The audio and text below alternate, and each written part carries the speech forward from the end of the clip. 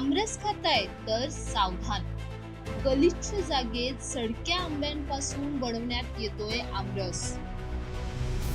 उन्हाळ्यात आमरस म्हटलं की खवय्यांच्या तोंडाला पाणीच सुटतं.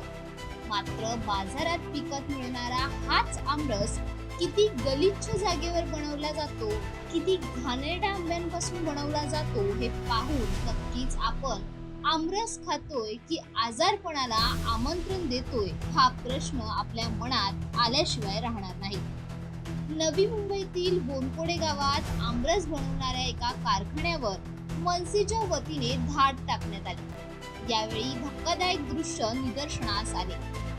बोनकोडे गावातील एका चाळीत अतिशय गलिच्छ जागेवर सडलेल्या आंब्यांच्या गोण्या ठेवण्यात आल्या होत्या. यात सडक्या आंब्यांपासून या ठिकाणी आमरस बनवण्यात येत होता.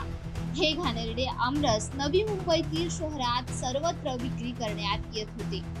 आता या कारखान्यावर कारवाई करण्याची मनसेची मागणी आहे.